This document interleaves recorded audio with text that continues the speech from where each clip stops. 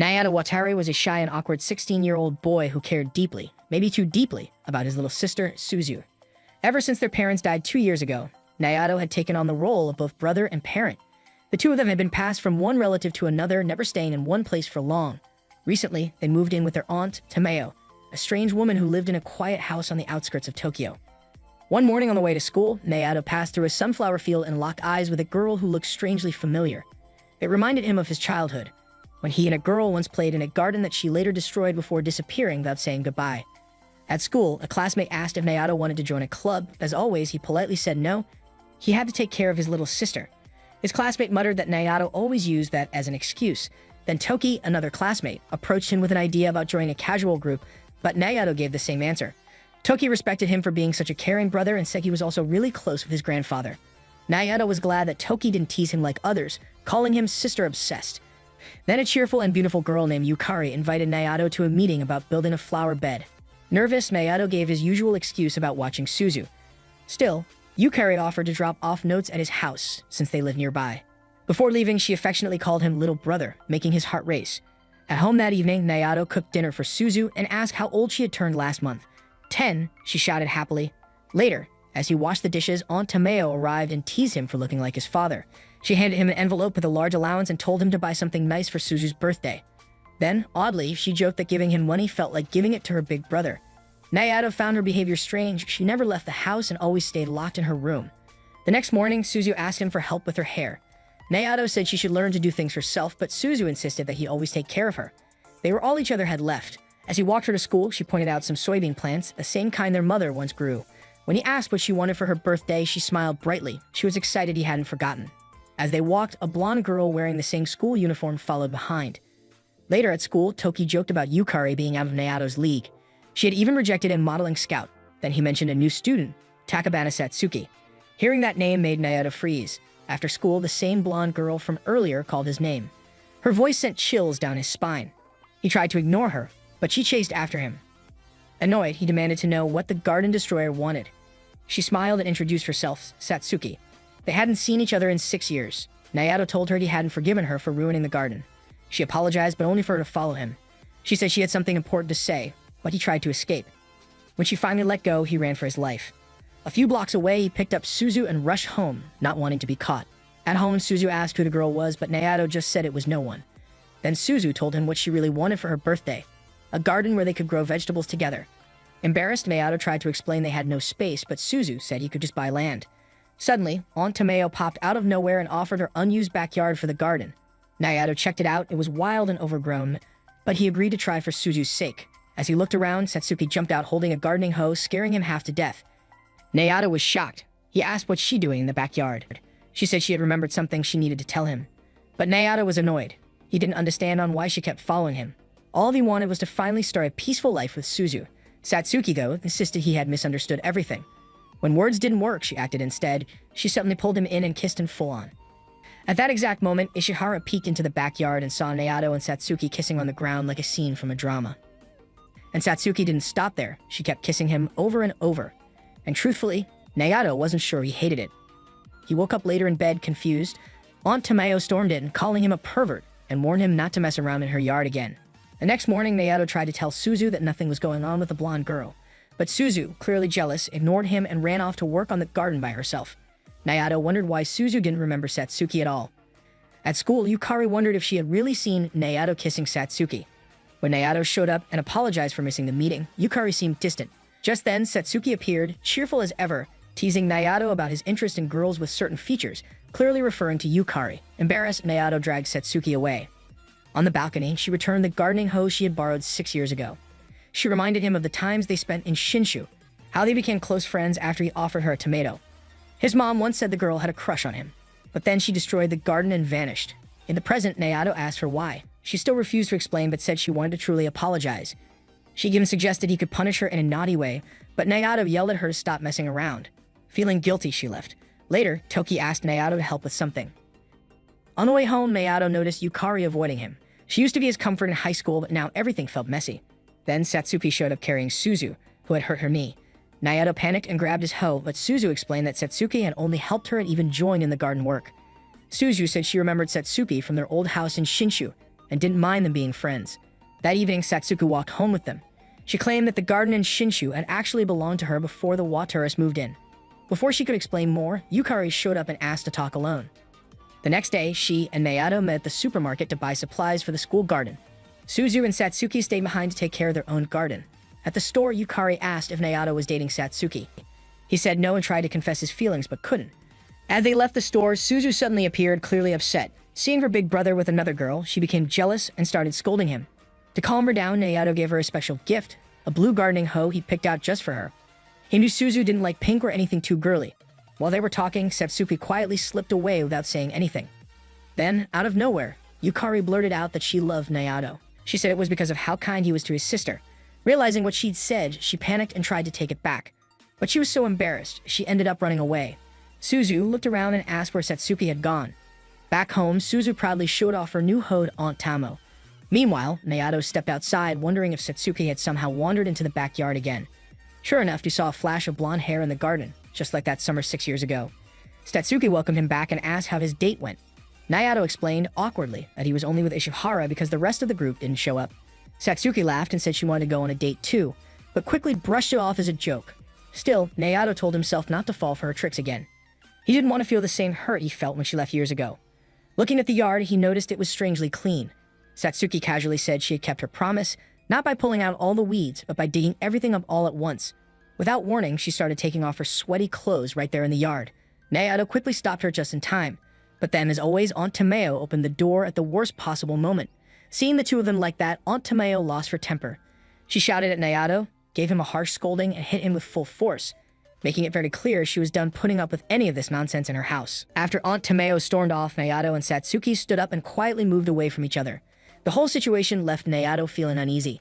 To clear his head, he decided to take Suzu for a walk and told Satsuki to go home. But instead of leaving, Satsuki followed closely behind them, saying her house was in the same direction. As they walked, Satsuki casually asked if they were moving again. Nayato, surprised she noticed, admitted that they might. He said he was hoping he and Suzu could finally settle down somewhere for a while. When he told her that his personal life wasn't her concern, Satsuki grabbed his tie and made him face her. Calmly, she said she already knew what had happened to his family. Though it made him uncomfortable, Nayato started to open up. As the sun went down, he told her about how he and Suzu ended up living with Aunt Tomeo. Their parents' marriage was never accepted by either side of the family, and after they died, no one really wanted to take them in. They had been passed around from one reluctant relative to another until they ended up with Tomeo. Satsuki interrupted, saying that maybe Tomeo cared more than she showed. After all, she let them use her backyard to start a garden. Then Satsuki pulled out a few seed packets and handed them to Nayato. Before leaving, she told him that if he and Suzu ever got kicked out, they could come live with her instead. Later that evening, Suzu woke up and realized Tomeo was still upset, especially since Nayato hadn't come home yet. She held Nayato's hand and made him promise that wherever he went, he would always take her with him. Meanwhile, Tomeo had just finished her shower and was looking for her glasses, only to find her cat had run off with them. While chasing the cat, she accidentally ran into Nayato, who had just come home to apologize. Embarrassed, she ran back into the bathroom. From outside the door, Nayato got on his knees and begged her to let them stay a little longer so he and Suzu could finish the garden. He said it would take time before the vegetables could grow, and he wanted to stay at least long enough to see it happen. Tomeo suddenly opened the door, now fully dressed, and asked for her glasses. After putting them on, she bluntly asked if Satsuki was his girlfriend. Nayato quickly said no, she was just a childhood friend. He also added that he had no plans to start any relationship because his only focus was Suzu. Just then, Suzu came into the room and asked if Nayato was done apologizing. Tomeo looked at her and told Nayato that if he really cared about Suzu, he should focus on the garden instead of messing around with girls. Nayato smiled. Those words made it clear they were allowed to stay. Excited, Suzu asked if Tomeo would help them with the garden. Tomeo refused, saying she had no plans to do any hard work. Nayato found that odd, remembering how their father once said he and Tomeo used to garden together. At the mention of her brother, Tomeo's mood changed completely. She snapped at him, warning him never to bring up her brother again. Both Nayato and Suzu were left wondering what happened between her and their father. The next day, Satsuki joined them on the walk to school. Suzu happily talked to her about everything that had happened, while Nayato silently questioned why Satsuki kept tagging along. Satsuki noticed his gaze and playfully teased him, making the morning feel lighthearted and peaceful for all three of them. A few days later, the seeds they planted started to sprout. Nayato explained that they were growing a special type of radish that would be ready in about 20 days. Then he brought up a more serious topic. He had found Suzu's test results on her desk and was worried about her grades going down. Suzu suggested he tutor her. With no other choice, Nayato agreed, but not before scolding her a little and reminding her that she needed to learn to be more independent. She didn't seem to take it seriously and clung to him, saying he would always be there to take care of her. At school, Nayato remembered that midterms were coming up.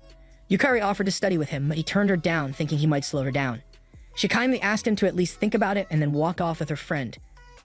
Nayato tried not to overthink it, but his friend Toki teased him about how close Yukari had been lately. Nayato insisted she was just being polite, but his red face gave him away. After Toki left, Nayato's smile faded. He knew Suzu might not be happy if he spent time alone with Yukari. That afternoon, it started pouring rain. Nayato didn't have an umbrella and watched as everyone else left school. Just then, Satsuki showed up and handed him an extra umbrella. When he asked why she hadn't walked with them that morning, she joked that she didn't want to interrupt his time with Suzu and had followed them from 5 meters behind. She teased him about sharing an umbrella, not realizing that Yukari was secretly watching from behind the lockers. Toki also saw everything. Back home, Nayato started to panic, realizing Suzu might have gotten stuck at school without an umbrella. He looked around her room for a raincoat, but instead found a crumpled-up test paper in her closet with a perfect score. He was confused. Why would she hide something like that? Before he could think more, Suzu walked in. Startled, Nayato quickly stuffed the paper into his pocket. Suzu casually said she had walked a classmate home because he forgot his umbrella. Nayato's expression changed and his voice grew sharp. Suzu noticed and asked what was wrong, but he brushed it off and quickly left the room. Out in the rain, Nayato felt guilty. He hadn't praised Suzu for her perfect score or her kindness. He realized he had always thought of her as someone who needed him for everything. But maybe she was becoming more independent, and that made him feel strange. Then he saw Satsuki, soaked from the rain. He realized she had lied. She only had one umbrella and gave it to him. He felt worse, like everyone was hiding things from him. Maybe even Suzu had been pretending to be helpless so he could feel needed. Satsuki noticed his troubled expression and gently reached out. Nayato said he was fine, but noticed she was still soaking wet. Quietly, he took off his jacket and placed it over her shoulders. He walked her to a rundown apartment nearby and was surprised that she lived so close. When she tried to open the door, the knob fell off. Nayato wondered what kind of parents left her in a place like that. Satsuki told him to go home and warm up, but when he didn't move, she pulled him inside. Nayato hesitated, saying he had to return to Suzu. But Satsuki said Suzu was old enough to be alone. Then she accused him of always ignoring his own feelings and building his whole life around Suzu's needs. Nayato lost his temper. He grabbed Satsuki by the shoulders and pushed her against the wall, yelling at her for saying things she didn't understand. Her silence hurt more than he expected. He turned away and muttered that she would never understand his bond with Suzu. Then he left, leaving Satsuki standing alone. As he walked in the rain, she sat down on the floor, blushing and whispering that she did understand him. Nayato kept walking, thinking deeply. Maybe it was time to stop living only for Suzu. Maybe then he could finally start thinking about Yukari.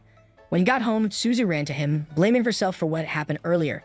Nayato gently calmed her down and gave her sweets to make her feel better. He promised to come home earlier next time.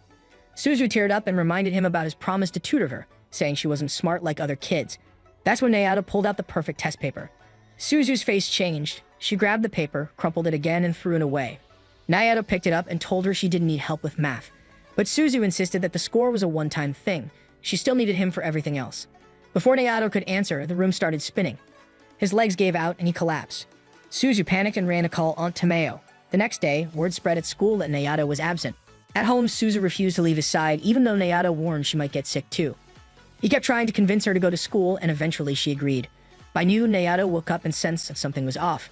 Sure enough, Satsuki was lying in bed right next to him, staring like nothing was strange. He tried to scold her, asking how she even got inside, but she ignored the question and apologized for getting him sick. She offered him medicine, but it turned out to be a children's suppository. Nayato stared at it in horror, shocked that she remembered such a weird detail about him. She explained it was the kind his mother used to give him. He told her to go to school, but she calmly said school only had morning classes and it was already past noon. She also mentioned trying several ways to wake him up, teasingly hinting they were unusual. Before he could respond, the doorbell rang.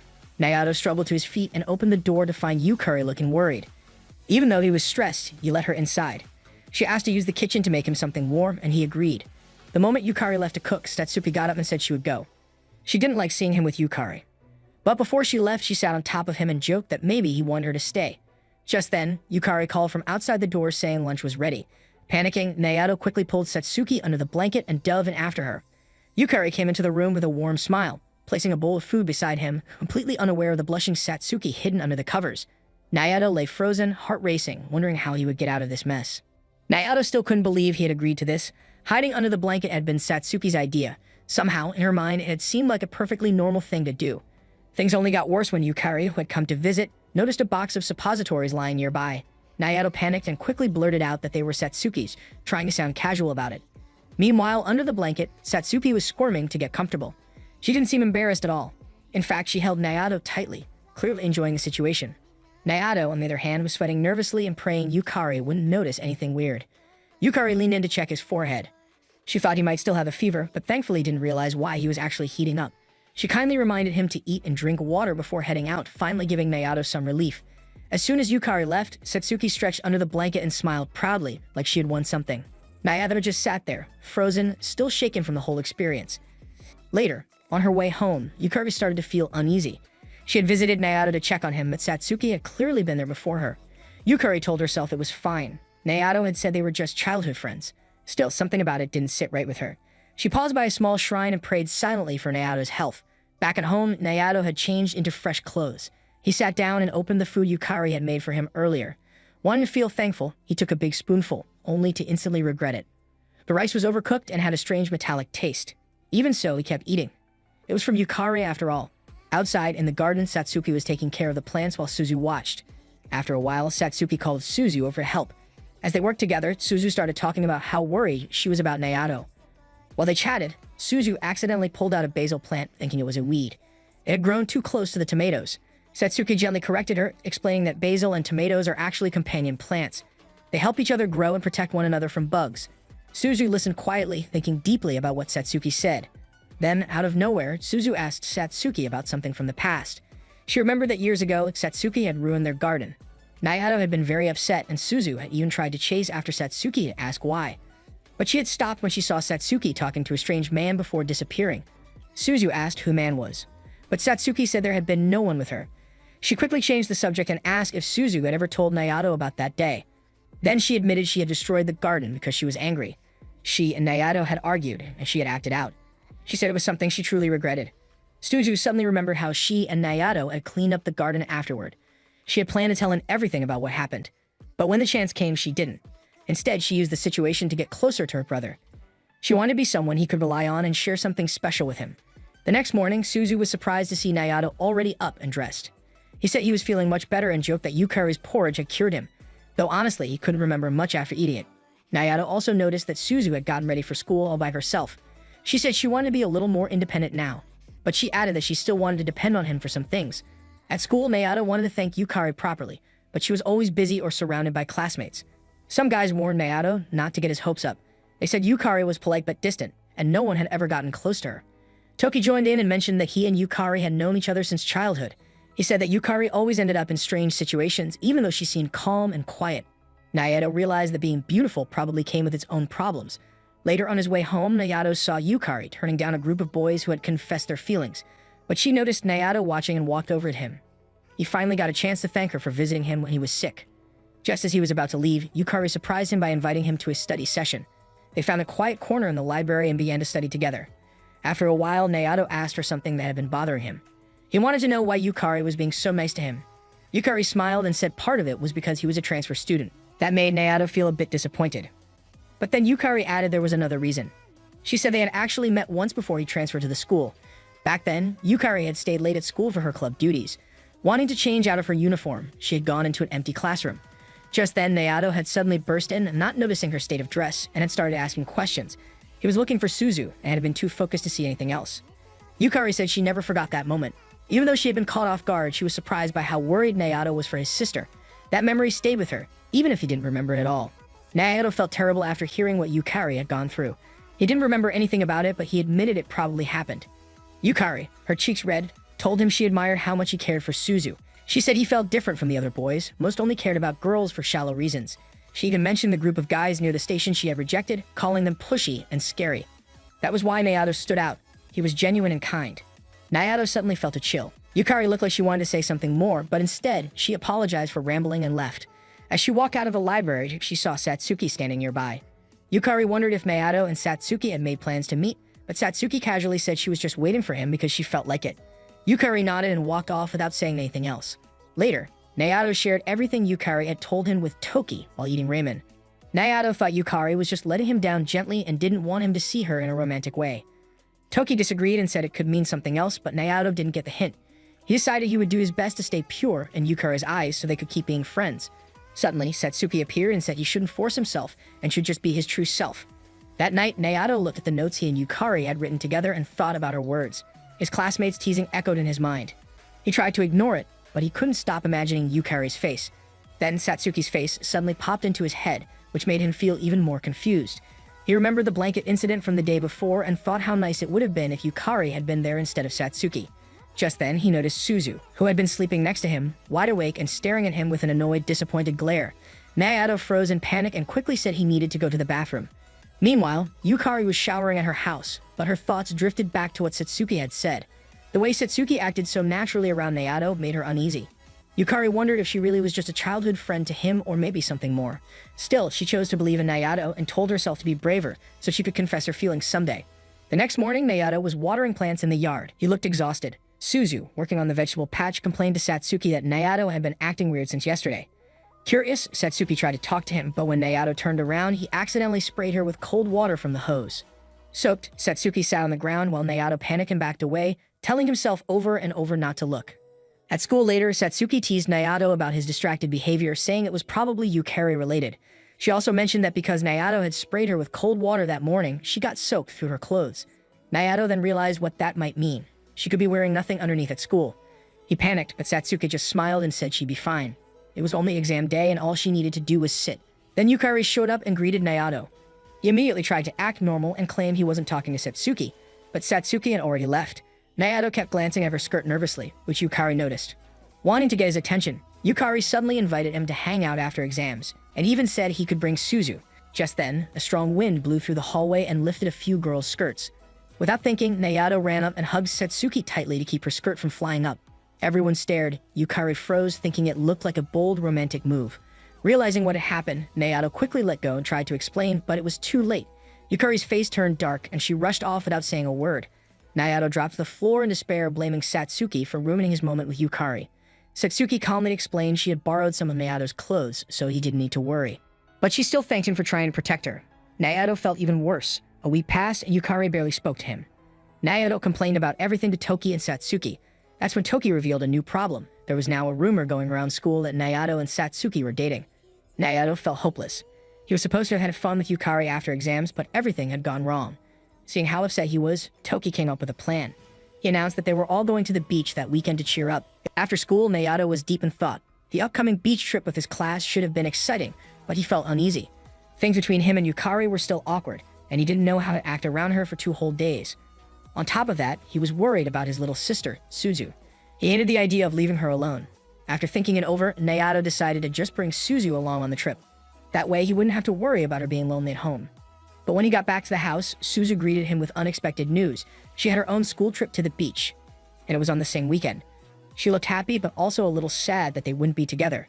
Nayato, on the other hand, felt relieved. He smiled and told her it was great news.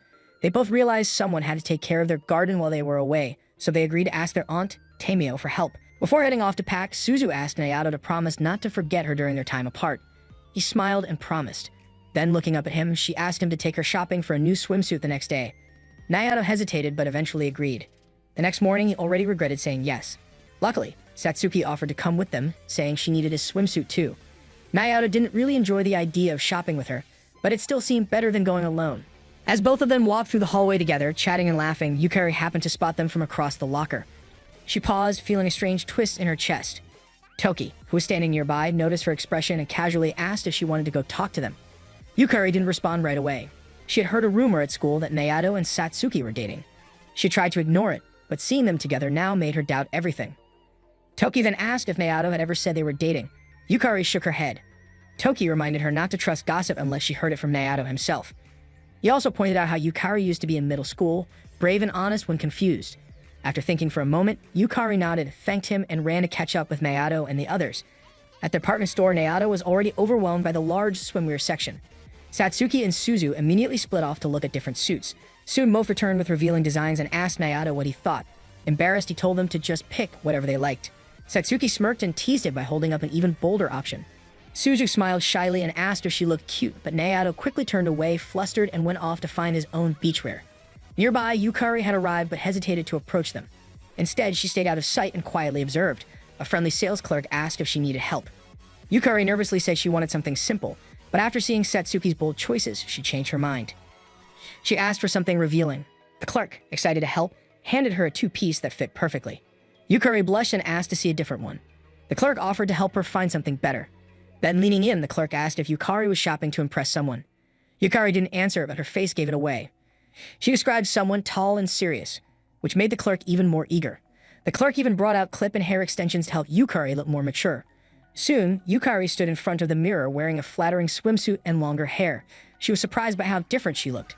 At that moment, Naoto passed by, saw her, and didn't recognize her. He paused, confused, before walking away. Back in the changing area, Suzu called out for help with her straps. Naoto pulled open a curtain, thinking it was Suzu's booth. To his horror, it was Satsuki inside, and she had just stepped out of her swimsuit. They both froze. Then Satsuki yanked the curtain shut and screamed. Naoto stumbled back, quickly apologizing. Moments later, Suzu stepped out, smiling, unaware of what had just happened. Satsuki stormed out of the booth, red-faced and angry. Naoto followed her, trying to explain. He gently grabbed her wrist. She turned to him with a mix of anger and embarrassment and muttered softly that he was an idiot. Naoto was surprised. Satsuki usually didn't get flustered even when teasing him. He mentioned that. She looked away and said it felt different when it wasn't on purpose. Nearby, Yukari had finished her purchase and spotted the two of them talking. She hid behind a wall, not sure what she was feeling. She had seen enough for one day. On the train ride home, Satsuki sat across from Naoto and Suzu. She looked thoughtful and asked why he never spoke badly about her. If he did, people might stop misunderstanding their relationship. Naoto simply shrugged and said it was their problem, not anyone else's. Suzu, half asleep, murmured that she was thirsty. Then she turned to Satsuki and asked her to come sit beside them. Satsuki smiled and said it was okay. She would stay where she was and jump in if Naoto ever really needed her. Naoto wasn't sure what she meant, whether it was an apology or something more. Their relationship was complicated. They weren't exactly friends, but they weren't strangers either. They had once been very close, but something had gone wrong. He hadn't fully forgiven her yet, but part of him didn't want to let her go. When they got off the train, Yukari was waiting for them. She didn't hesitate and asked if Naoto and Satsuki were dating. Naoto tried to explain that they were just childhood friends, but Yukari didn't believe him. She brought up the time she saw them kiss in the garden. Naoto panicked. Satsuki stepped in and smiled calmly. She said it had just been a kiss. Then, without warning, she leaned forward and kissed Yukari lightly on the cheek. She explained that it didn't mean anything. She kissed people all the time, boys, girls, anyone. She admitted she had kissed Naoto too, but said it didn't mean anything romantic. Yukari still looked confused, but slowly nodded. Suzu tugged on Naoto's sleeve and asked for a drink, so they all headed to a vending machine. Yukari tried to calm down, telling herself the kiss didn't mean anything. Still, her heart was racing. As she turned to leave, Naoto called her name. He told her again that he and Satsuki were just old friends. Then he smiled and said he was really looking forward to the beach trip with her. Yukari blushed and softly replied that she was too. The next day at the beach, everyone was excited.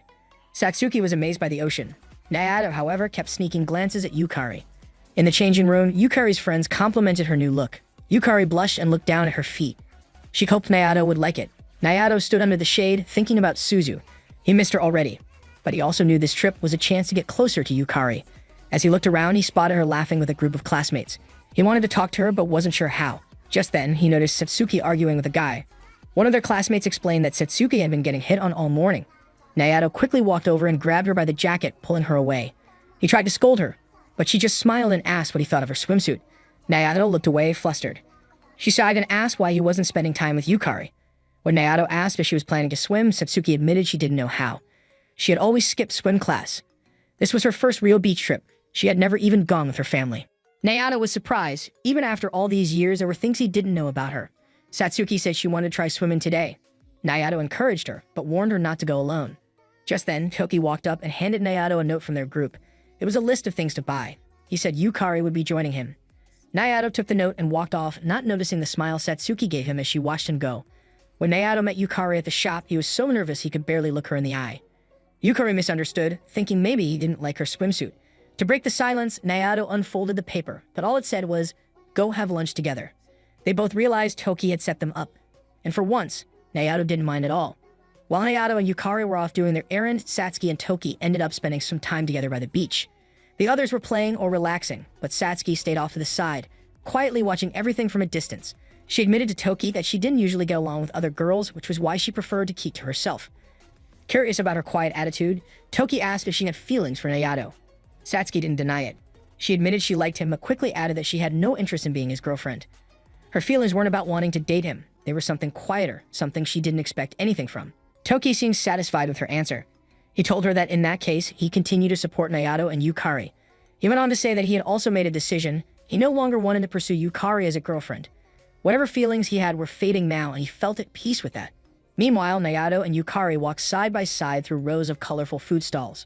The salty breeze from the sea mixed with the smell of grilled food and sweets. They wandered slowly, trying to decide what to eat. Nayato wondered aloud if Yukari might want something light and sweet, like shaved ice. Yukari smiled at the suggestion and joked about how it would probably dye her tongue the funny color. Then playfully, she stuck her tongue out, catching Nayato off guard. His heart skipped a beat, and he quickly looked away, trying not to blush. After a moment of thought, Yukari pointed out that they should try something with more protein first. She mentioned they could always come back later for shaved ice, and maybe even share one together. Nayato nodded, still feeling lightheaded from her playful gesture. A little while later, Yukari returned holding several sticks of yakitori. The vendor had given her extra, so they found a quiet place to sit on some nearby stone steps. They ate in silence for a while, enjoying the warm, flavorful food and the peaceful moment. Nayato felt incredibly lucky to be sitting there beside her. The sun was still high, but the shadows were beginning to stretch across the beach. Their meal was occasionally interrupted by people walking past them. A few guys glanced at Yukari's way and made side comments. Some even tried to talk to her, hinting that she should ditch Nayato and come hang out with him instead. Yukari tried to ignore them, but Nayato could tell it made her uncomfortable. Sensing the mood change, Nayato gently suggested they head back to their group. Without thinking much of it, he took her hand to guide her through the crowd. Yukari didn't resist at first, but after a few steps, she nervously asked him to let go. Nayato immediately did, apologizing and then complimenting her swimsuit, his words stumbling out awkwardly. He quickly added that he hoped he didn't sound weird or creepy. To his surprise, Yukari smiled and said it made her happy to hear that from him. For a moment, everything felt right again. Just then, a voice called out from nearby. Yukari turned toward the sound and recognized Fujioka, a senior from their school. He approached them casually, spoke a few kind words, and complimented her. Though the exchange was brief, something about it left Yukari uneasy. She didn't say anything at first, but her smile faded as she watched him walk away. After a few moments of silence, Yukari told Nayato that she wanted to go back to the hotel. Back at the beach, Toki began to worry. It was getting late, and Nayato and Yukari still hadn't returned. He glanced around at the others, wondering if he should go look for them. Satsuki reassured him, saying Nayato was probably just being his usual self, easily distracted. But even she glanced toward the road with a concerned look in her eyes. While Nayato was hanging out with his classmates, some of the girls mentioned that Yukari had once dated a senior named Fujioka. They said the two broke up when he graduated high school. The news left Nayato feeling a little uncomfortable, even though he tried not to show it. When he brought up to Toki, his friend suggested that instead of guessing, he should ask Yukari directly. Later that day, Nayato walked back to the hotel, feeling a little uneasy. As he approached the entrance, he spotted Fujioka looking around. Fujioka noticed him too and asked if he had seen Yukari. Nayato replied politely that Yukari had already gone back to her room and suggested Fujioka ask the hotel staff for help if needed. The two introduced themselves properly, and Fujioka even gave Nayato a small pack of snacks before walking into the hotel. Even though Fujioka seemed friendly and polite, Nayato couldn't help but feel intimidated. Fujioka had the kind of confident, charming personality that made Nayato wonder if Yukari might still have feelings for him. Just then, he heard Satsuki's voice behind him. He suddenly remembered that he had promised her they'd go swimming earlier. He quickly apologized for forgetting. Satsuki accepted his apology, then playfully took his hand and placed it on her chest, calling it a gift to cheer him up. She smiled and walked into the hotel, leaving Nayato red-faced and flustered outside. Meanwhile, Fujioka had found Yukari and the two walked through the hotel's garden. As they talked, Fujioka said he wanted a fresh start and invited her to have dinner with him. Yukari agreed, though she seemed unsure. After he left, Satsuki approached Yukari and told her that Toki said their classmates would be having dinner together. She also mentioned that Nayato had been feeling confused and upset about her and Fujioka. As they talked, the two overheard some boys gossiping about Satsuki. A few said she seemed easy, but Nayato suddenly jumped in and defended her, saying people shouldn't judge her like that. Satsuki blushed at his words but didn't let Yukari know they had overheard everything. Yukari then told Satsuki she wouldn't be joining the group dinner. When Satsuki asked if it was because of Fujioka, Yukari calmly said he wasn't her boyfriend, and in fact, she had never dated anyone. She walked away, remembering how she had once turned Fujioka down in high school, though no one believed her back then. Later, as the class gathered for dinner, Satsuki informed the group that Yukari wouldn't be coming. The girls were quick to assume she was off reconnecting with Fujioka, but Satsuki told them that Yukari had denied ever dating him. Before anyone could argue, Toki came in and told the group the rest of their classmates had already gone to the restaurant. Nayato, who had overheard the conversation, became even more curious. Something about Yukari and Fujioka's past didn't feel right. At dinner, Yukari thanked Fujioka for the evening, but painful memories began to return. Even though she had turned him down, Fujioka had acted as if they were dating. People assumed they were a couple, and Yukari had been too afraid to speak up and correct them. Just before his graduation, she tried again to reject him, but he promised to wait for her and see her again one day. Now Yukari brought up that winter day. She told him she hadn't expected him to follow through, especially since he never contacted her afterward. Fujioka explained that he wanted to wait until she finished school, but Yukari confessed she liked someone else. Fujioka then asked if that person liked only her. His words made her feel uneasy, and she suddenly got up and left the restaurant. Back at the hotel, Naoto and Satsuki hadn't joined the others for dinner. Naoto admitted he felt helpless. Soon, Fujioka walked in alone and handed them a note Yukari had left at the restaurant. She wrote that she wanted to walk back alone. After reading it, Satsuki said Yukari probably didn't like Fujioka and couldn't stand being near him anymore. Just then, Toki arrived to check on them. Naoto told him about Yukari and Toki offered to help. He tried calling her, but Fujioka said she wasn't answering. Surprisingly, Yukari picked up Toki's call. He told them she took a wrong turn, but was heading back. Then turning to Fujioka, he firmly said Yukari felt uncomfortable and asked him to leave. Fujioka agreed and left quietly. Afterward, Toki admitted he had lied. Yukari wasn't coming back yet, but he had learned where she was. He gave Naoto his phone and told him to go find her. Naoto hesitated, unsure what to say. He glanced at Satsuki, but Toki insisted he go alone. Naoto finally left to look for her. Meanwhile, Satsuki, annoyed by Naoto's uncertainty, went off to take a bath, feeling frustrated that he kept turning to her for help with his problems about another girl. While Naoto searched, he called Yukari using Toki's phone. Yukari answered, surprised to hear his voice. She told him not to worry and that she just wanted to be alone for a while. What she didn't know was that Naoto had already found her and was standing nearby.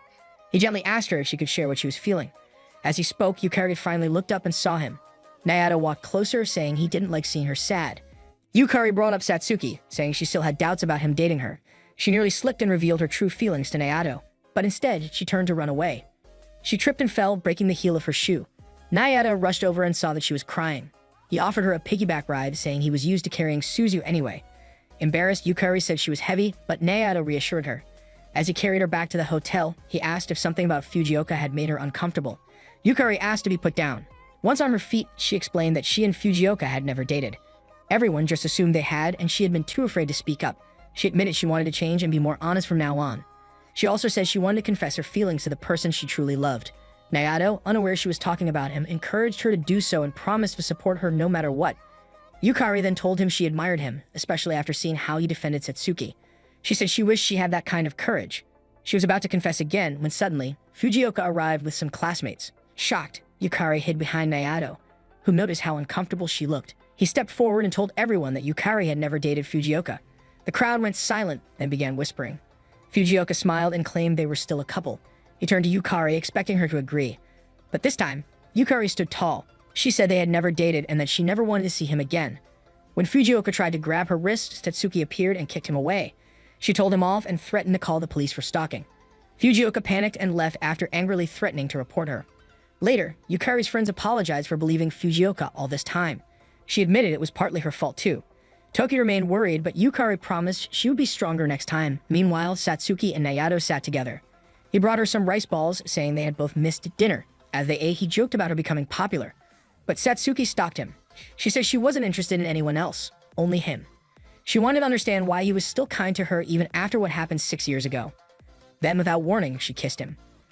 Quietly, she asked him not to be nice to her anymore, because if he was, she might end up taking something important to him again. Naoto was finally back home from his beach trip, but his conversation with Satsuki still lingered fresh in his mind. He could not shake the thought of what she had been referring to. His mind drifted back to the day before she had wrecked the garden, when she had come over to hang out. They had been sitting together, watching a romantic drama on TV. In the show, the main couple decided to run away together, and Naoto, feeling impulsive, had suggested that he and Satsuki should do the same. They had stepped out into the warm daylight and started walking through their quiet little town. The journey had been longer than they anticipated, and Naoto had eventually noticed that Satsuki's steps were slowing and her face had grown pale from fatigue. Still, she refused to admit she was tired. Instead, she asked him to take her even farther away. He had agreed, and the two had kept walking, making a promise that they would stay together no matter how far they went. Their adventure ended when the sun sank low and the street lamps flickered on. Returning home, they found Naoto's parents waiting. Since it was already late, his parents offered to drive Satsuki home, but she declined and turned to leave on her own. When Naoto called after her to say goodbye, she looked back at him, but the memory blurred in his mind. He could no longer recall the expression she had worn. He was still trying to piece it together when Suzu ran up and threw her arms around him, delighted to see him home again. They lay together on the engawa, enjoying the soft breeze and the quiet company. Suzu looked out at the overgrown garden and casually mentioned that they would clean it up the next day. Naoto wondered silently if Satsuki would come to help the way she used to. The next morning, Yukari stood before her mirror, rehearsing how she would confess her feelings to Naoto. She became flustered by her own reflection, but quickly reminded herself of the promise she had made to Satsuki that she would finally tell him. Yet the weight of her nerves made her realize she probably wasn't ready after all. Elsewhere, Satsuki stepped out of her apartment and was startled to see Nayato standing right in front of her. He asked why she had not come to help in the garden that morning. She responded with a sharp question of her own, wanting to know if that was truly the only reason he had sought her out. Nayato faltered but insisted she should keep her promises, especially since she had been there every morning before school until now. Satsuki studied him quietly, then remarked that she had expected him to bring up the fact she had kissed him 2 days ago. She wanted to know if he had felt anything from those kisses. When he admitted that he had, she pressed further, asking if he actually liked being kissed by her. She confessed that she had always thought he harbored resentment toward her. Nayato told her that he did not hate her. He admitted that he had been upset about the garden, but more than that, he had been hurt and confused when she vanished afterward without a word. That silence had left a deeper mark than she might have realized. Satsuki's expression remained unreadable, which only frustrated him more. She reached out, gently tilting his chin upward with her fingers, and asked if he had been afraid she might disappear again because she had not shown up that morning. She tried to draw out whether he still had feelings for her, but Nayato firmly told her that whatever feelings he had once held were now in the past. Her face hardened at his words.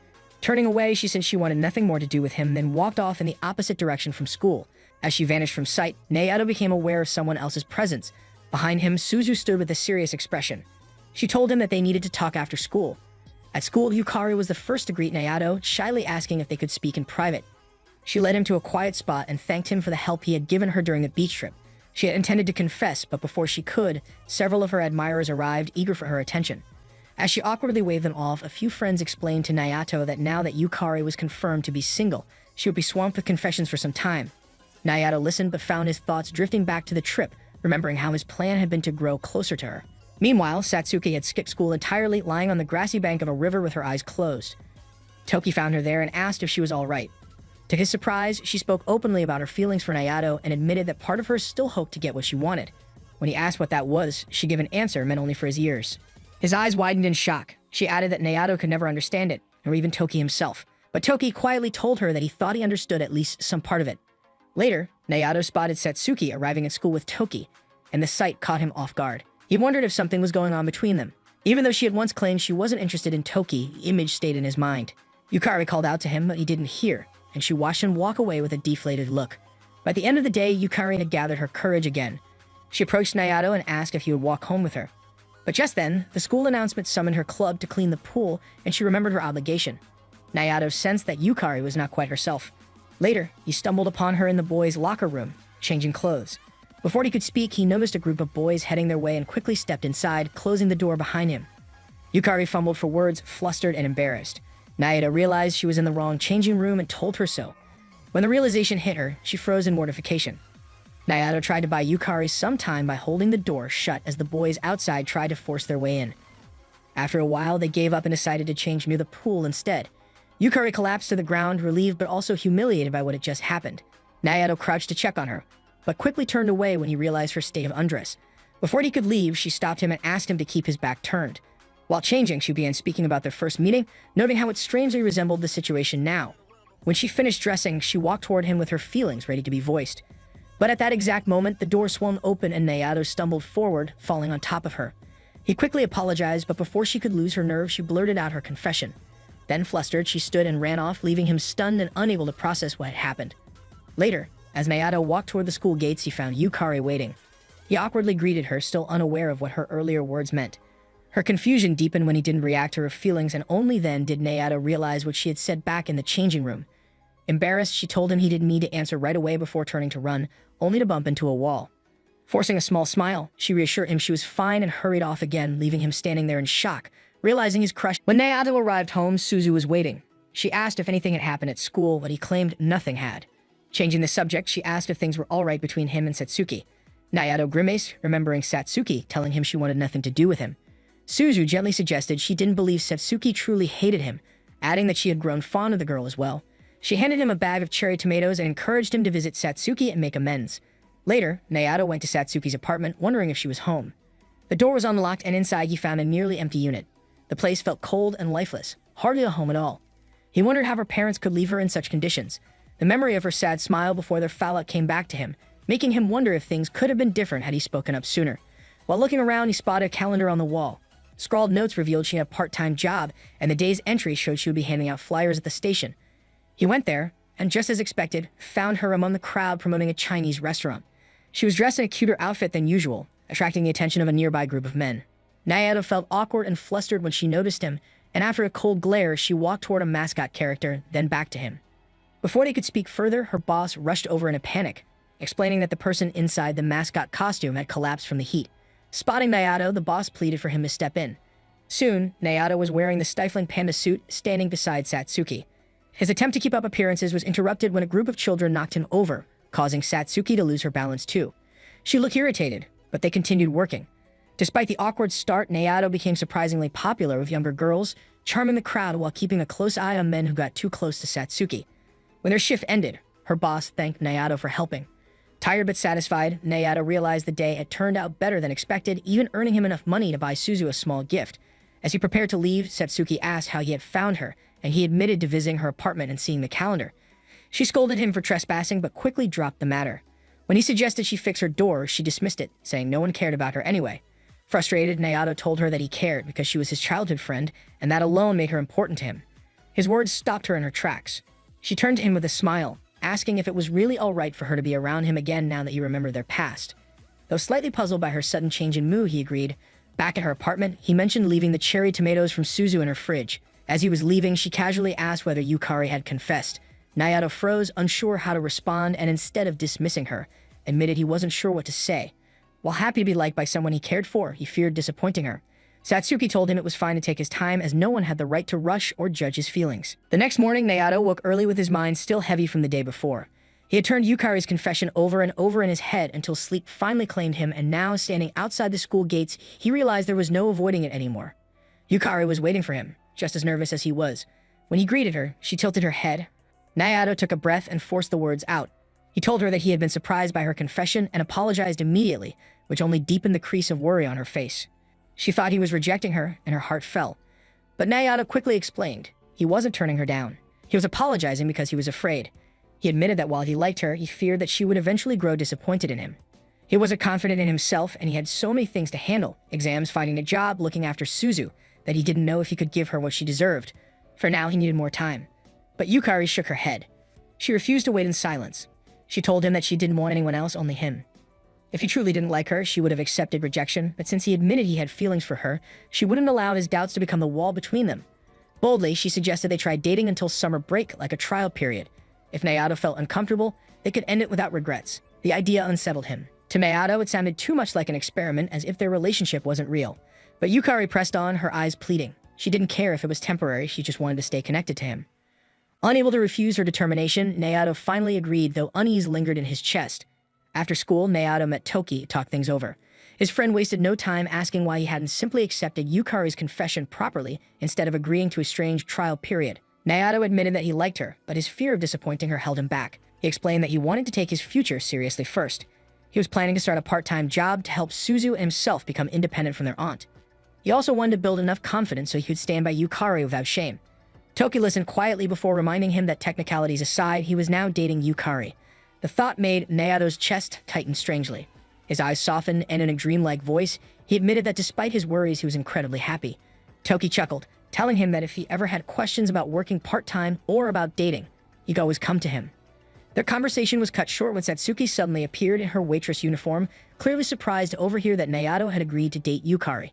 Nayato braced for her scolding, but to his shock, she simply congratulated him. You could hardly believe her reaction. Toki teased her about the outfit, and Satsuki snapped at Nayato, demanding to know if he had come to the cafe just to make fun of her. He quickly explained he was actually here for a job interview. To his surprise, Satsuki revealed that it was her last day since she would be switching jobs soon. Before they could talk further, one of the staff scolded Satsuki for lingering too long with her friends. Nayato excused himself, telling them he would let them know how the interview went. As he left, Toki glanced carefully at Satsuki and asked if she was really okay. She smiled faintly and told him she was fine. After all, she was secure in her role as Nayato's childhood friend. Nayato met with the cafe manager, who explained that one more applicant had to be interviewed before him. He was asked to wait in the holding room. When he entered, he found a girl asleep in a chair. Her uniform wasn't one he recognized, but something about her face felt familiar. Curious, he leaned a little closer, trying to place where he had seen her before. Suddenly, the girl stirred awake, and both of them screamed in surprise. Without hesitation, she accused him of trying to kiss her. Flustered, Nayato waved his hands, insisting he hadn't done anything of the sort. He had only been trying to recognize her face. At that moment, the manager entered, finding the commotion suspicious. The girl immediately pointed at Nayato, claiming he had tried to take advantage of her. Nayato protested desperately, repeating his explanation. Exasperated, the manager decided to separate them and hear each side of the story privately. As she left, the girl's eyes caught his resume on the table. She read his name softly to herself as if curious. Later, Nayato eventually finished his interview, though his heart was heavy with the thought that the misunderstanding might have doomed his chances. He walked slowly toward the station, his thoughts tangled, when he heard a familiar voice call out. Yukari was there, breathless from chasing after him. Nayato apologized for being so hard to reach lately and promised that once he saved enough money, he would buy a smartphone to make things easier. Yukari brightened instantly and suggested they go somewhere together the next day. She wanted a proper date before exam season began. The following afternoon, Suzu's expression clouded when she saw Yukari with them. She still didn't know about their relationship. Nayato reassured Yukari that he would tell his sister soon, but promised to do it at the right time. Yukari then introduced herself to Suzu. Suzu admitted Yukari was very pretty, but quickly warned her not to think she could win her over with sweetness. Yukari simply smiled and said she hoped they could have fun together. Unbeknownst to them, Toki and Satsuki were hiding nearby, spying. Toki whispered that Nayato had made a questionable choice, bringing his little sister on his first real date. Satsuki said nothing, only continued watching as though she couldn't look away. Inside the zoo, Suzu's excitement erased any awkwardness. She ran from exhibit to exhibit, her laughter echoing in the air. Nayato let her ride on his shoulder so she could see the monkeys better, and she beamed with delight. Then, with childish mischief, she suggested Yukari take a turn on his shoulders too, before dashing off to the next animal. At the petting zoo, Suzu became fascinated by a goat's beard while Nayato apologized to Yukari for the hectic day. She reassured him warmly, saying she was having a wonderful time. When Suzu later grew hungry, Yukari nervously revealed she had packed them a lunch. Nayato stiffened at the memory of her earlier attempts at cooking, but to his surprise, everything looked neat and appetizing. Suzu eagerly dug in, declaring it delicious. Yukari admitted her mother had helped, which eased Nayato's nerves. After trying some himself, he was pleasantly surprised by the flavor. He promised that next time, he would be the one to bring food for them to share. Not far away, Satsuki and Toki continued their quiet watch. Toki suggested they get lunch too, but Satsuki refused to leave. She admitted she didn't even know why she was still following them. Toki sighed, sensing the conflict she couldn't voice. Later, Suzu dozed off from exhaustion, and Nayato carefully held her while Yukari offered to clean up. Watching her work so thoughtfully stirred something inside him. For a fleeting moment, he wondered if he truly deserved someone like her. To distract himself, he told her that once he landed a job, he wanted to save enough to take her somewhere special during summer break. Yukari lowered her gaze, then whispered that she didn't need anywhere special. She was happy as long as she was with him. She added softly that she didn't mind if Suzu came along too. Their hands edged closer until their fingers finally brushed, but Suzu stirred awake, breaking the spell. After Suzu used the restroom, they unexpectedly ran into Toki and Satsuki. Caught off guard, Nayato demanded to know why they were there. Satsuki admitted they had followed him out of concern. She apologized to Yukari for intruding, then offered to take Suzu for ice cream. The girl happily agreed, leaving Nayato and Yukari alone at last. The zoo grew quieter as they walked side by side. Nayato glanced at a couple holding hands nearby, hesitated, then tried to reach out. He almost withdrew, but Yukari shyly caught his thumb, guiding his hand into hers.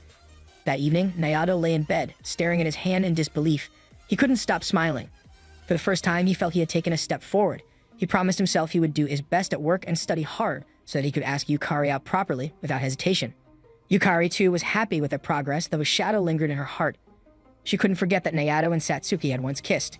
Days passed, and as exams loomed, students buried themselves in review. Still, every time Nayato's eyes met Yukari's across the classroom, he couldn't help but smile. One afternoon, Yukari left school earlier than usual. Some boys teased Nayato, asking about his relationship with her, but he dodged their questions carefully. Meanwhile, Yukari stood in a convenience store aisle, staring silently at a package of protection. After a long pause, she left with a faint smile, her thoughts drifting toward the summer break that was fast approaching. At the school gates, a familiar face appeared once again. The same girl from the cafe interview. She drew stares from passing students, and a group of boys tried to get her attention. With a playful tilt of her head, she introduced herself as Makina and asked them to call Nayato out to meet her. That morning by the lockers, Nayato was chatting with Satsuki. She's curious about his recent job interview and presses him for details. Before he can properly answer, Yukari suddenly shows up and tries inviting him to join her study group. But Nayato doesn't get the chance to respond because another student rushes over saying someone is asking for him outside the window. When Nayato looks, he sees a familiar girl smiling and waving. She calls out to him brightly, "Senpai." The nearby boys recognize her and tell Nayato that the girl, Makina, is someone from his middle school days. At the mention of her name, Nayato's memory sparks. He suddenly remembers who she is.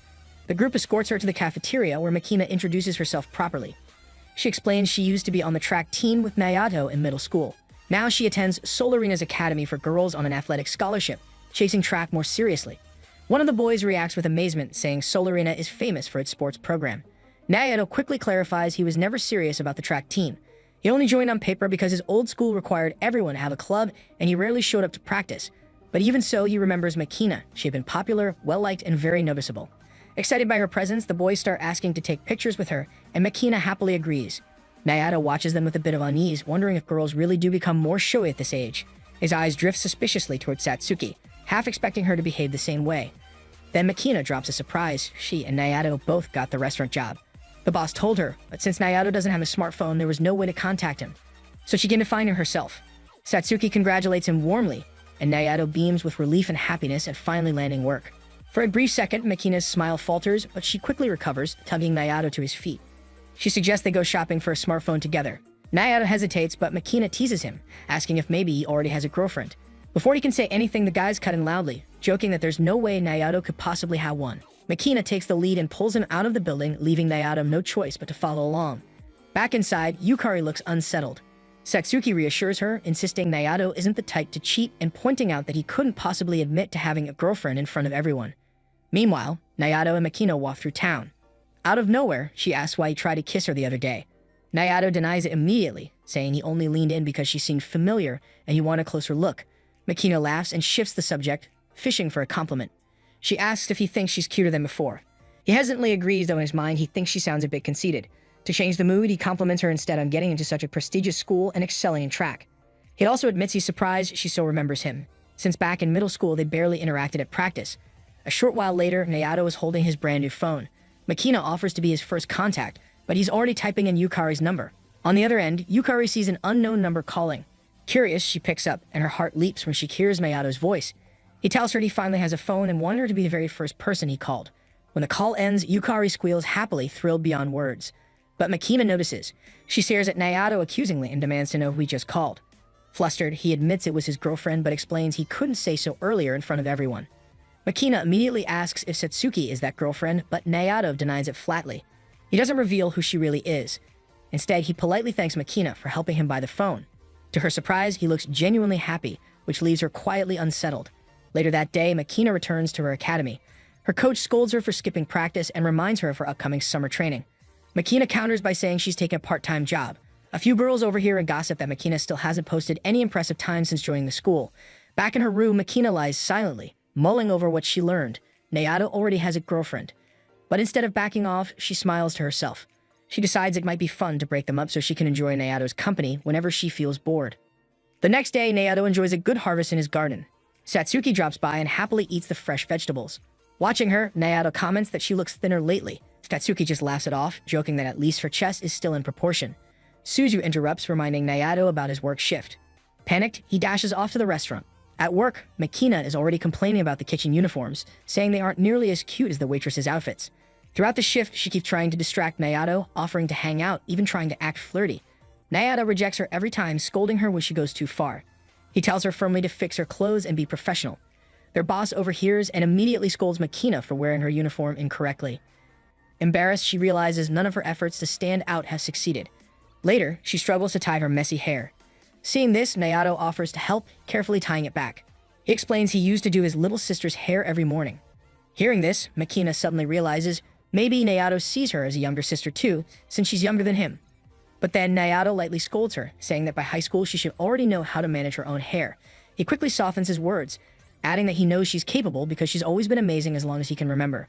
With renewed energy, Makina snaps into focus and works hard for the rest of her shift. She even earns praise from the boss. Nayato tries to congratulate her, but she brushes him off. In the locker room afterward, she reflects on the day. She had planned to do the bare minimum, but instead found herself actually working hard, and the praise felt surprisingly good. Then she notices someone else in the room. Satsuki. Casually, Satsuki cups Makina's chest and remarks that Nayato prefers bigger ones. Before Makina can react, Satsuki leaves, leaving her stunned and confused. Later, Nayato is waiting near the spot where he's supposed to meet Yukari when Makina suddenly rushes up. Makina suddenly told Nayato to break up with Satsuki. Surprised, he repeated that Satsuki wasn't his girlfriend. But Makina pointed across the street where Satsuki was walking. Remembering that Satsuki had mentioned changing jobs, Nayato ran after her with Makina following. They ended up in a street lined with bars and cosplay signs. Embarrassed by the place, Nayato tried to send Makina home, but she refused. Just then, Makina's track captain spotted them and scolded her for being with a boy there. She even suggested Nayato was the reason Makina had skipped practice. Red-faced, Makina dragged her captain away. Checking the time, Nayato realized he was late for his date with Yukari. He pushed his worries aside and hurried off. On their date, Yukari asked about his job.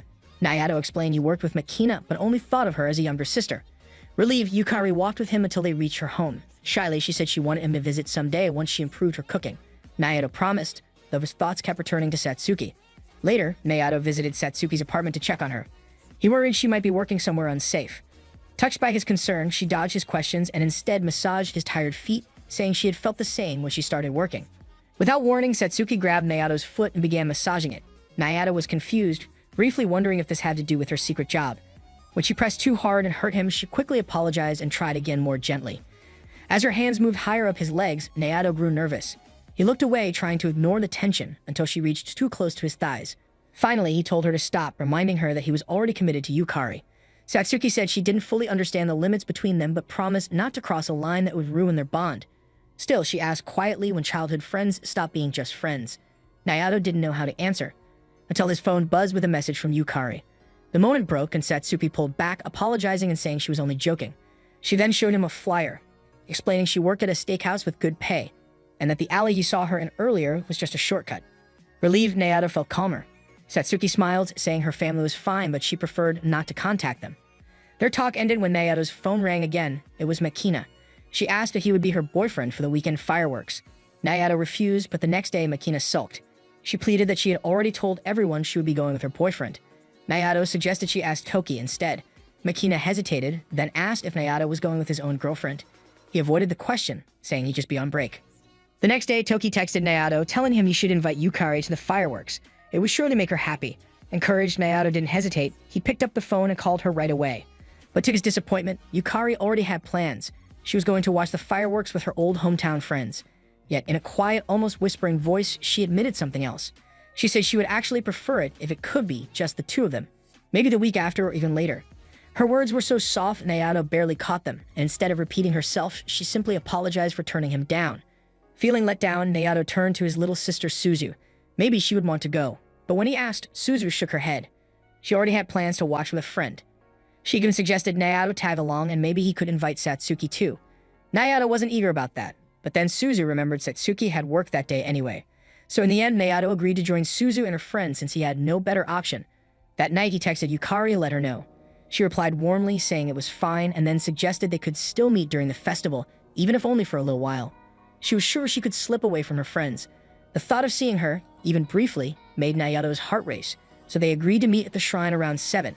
The day of the festival arrived. Suzu introduced her friend, a cheerful girl named Rinin, who complimented Suzu's outfit. Suzu laughed, admitting she had wanted to wear a yukata but gave up because it was too hard to walk in. Hearing that, Nayato realized Yukari might actually wear one that evening. But then his phone buzzed, a message from Toki. Alarmed, Nayato quickly called and Toki explained that things had been fine at first, but suddenly Makina bolted toward the shrine without warning. Nayato paled at the news, already worried about trouble. Turning to Suzu, he apologized, saying he had to take care of something urgent, and dashed off toward the shrine. There he found Makina, clearly flustered.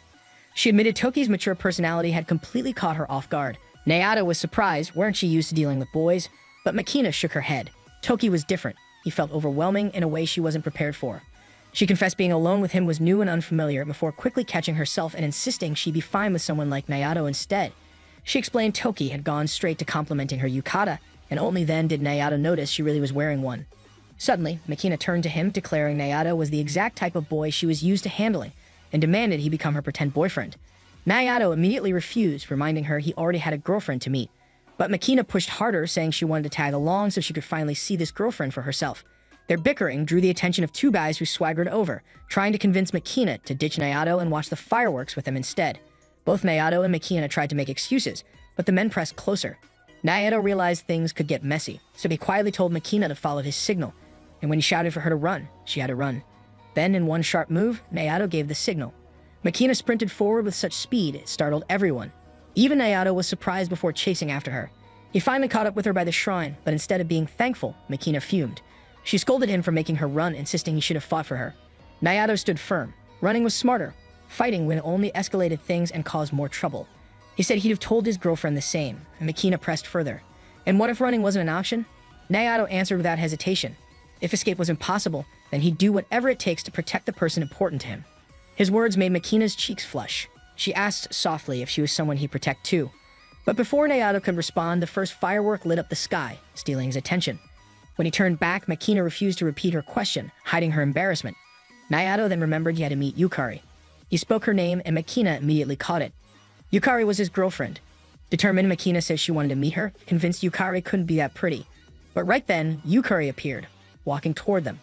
The moment Makina saw her, she felt an unexpected pang in her chest. Nayato introduced them, but Makina quickly excused herself, saying she needed to return to her team. Nayato worried about leaving her without a fake boyfriend, but she waved it off. She dashed away, unsettled by why it bothered her so much that Yukari was beautiful. When her captain later caught her hand, Makina finally realized the truth. She had feelings for Nayato. Meanwhile, Nayato rejoined Yukari. They rode the train together, and Yukari admitted she wanted more time with just him. When they left the station, rain began to fall. They ducked under a roof, and when it seemed light enough, Yukari suggested they hurry home. But she forgot about her yukata and tripped, only to be caught by Nayato. He suggested they hold hands so she wouldn't stumble again. Flustered but pleased, Yukari agreed. As they walked, the drizzle turned into a heavy downpour with strong winds. Nayato decided it was too risky to continue and led her toward his house, the closest place to wait it out. But as they approached, they spotted Satsuki standing outside, covering the vegetables and putting away Suzu's planters. She explained she was just about to leave, but the worsening rain made Nayato insist she come inside with them. Once inside, Nayato thought about informing Aunt Tameo, but her door was plastered with "Do Not Disturb" signs. He decided to wait until morning. He returned to the girls and suggested they bathe first while he found clothes for them. Yukari blushed at the thought of being in Nayato's house, especially with Satsuki there. Satsuki went to bathe first. In the back, she couldn't help but notice how much larger Yukari's chest was compared to hers, leaving Yukari embarrassed. As they soaked, Yukari asked why Satsuki spent so much time at Nayato's house.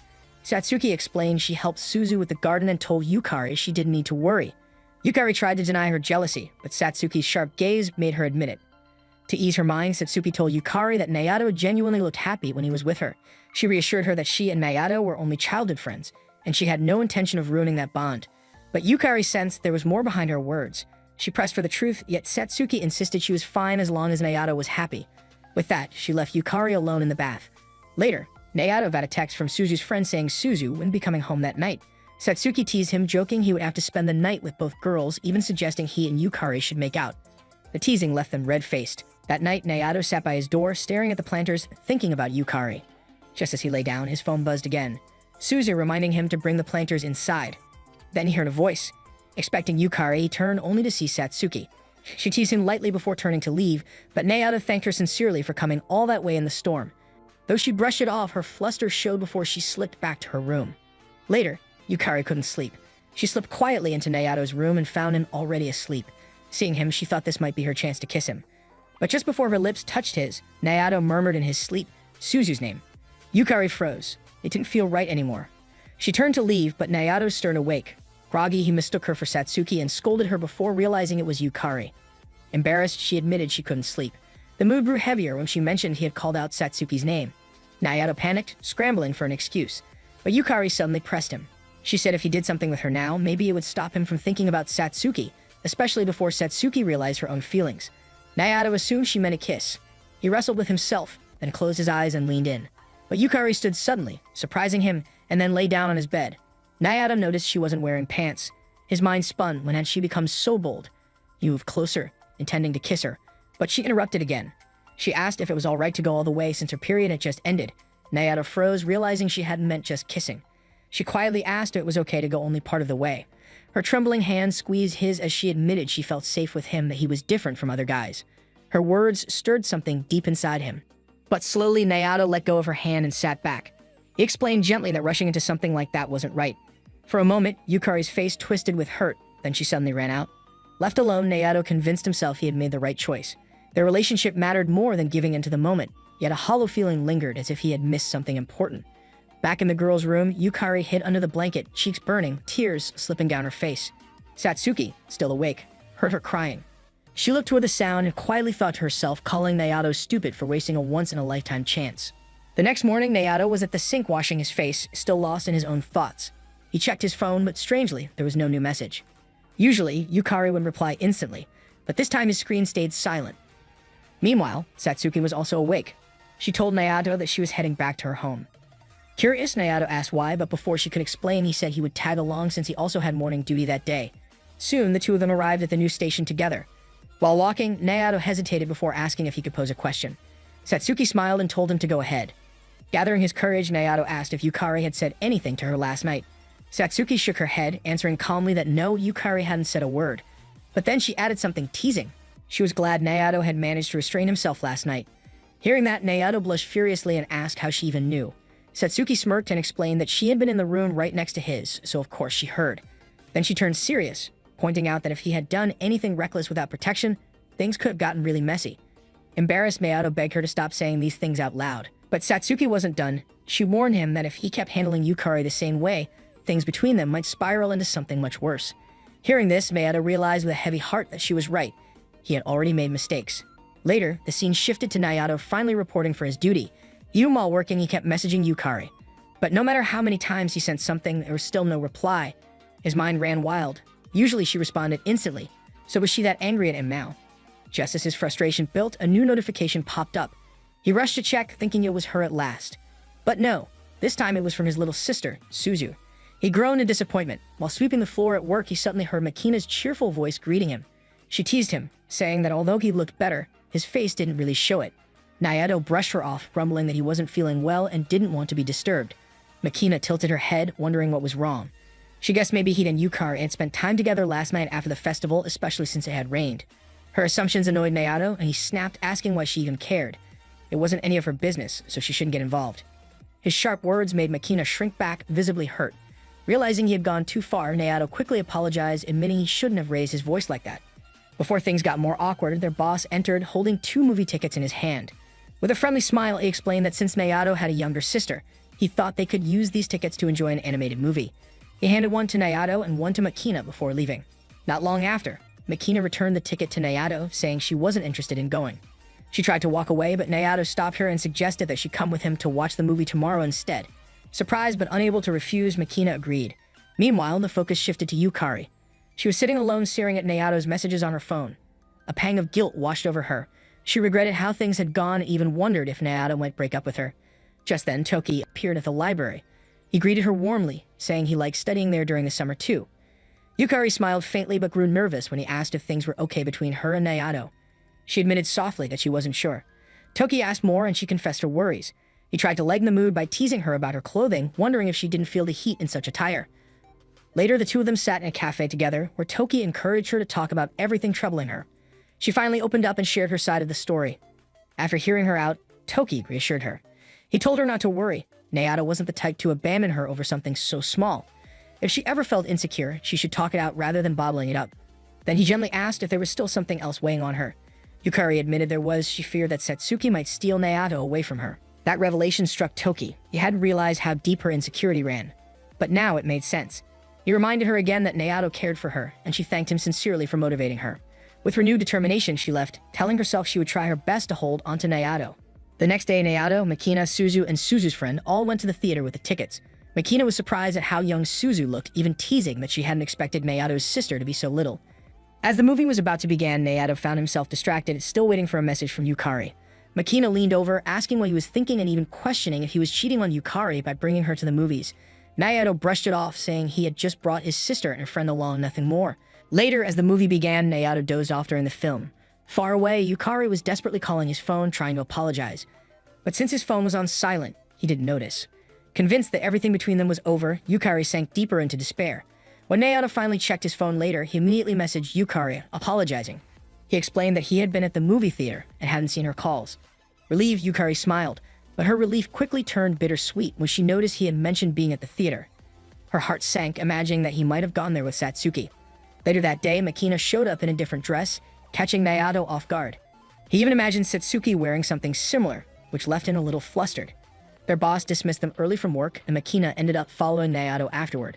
When he noticed, he asked why she was trailing him. She denied it, pretending it was just a coincidence. Then Yukari suddenly appeared. She greeted Naoto, saying she would come meet him again after school. Naoto agreed, but there was still an awkward tension between them. After she left, Makina boldly stepped in and asked Yukari if she could borrow Naoto for a while. Yukari hesitated but agreed, adding that Naoto only thought of Makina as a younger sister anyway. Soon after, Naoto found himself helping Makina carry shopping bags as she tried on several outfits. Eventually, she stepped out in a cute dress and asked if she should buy it.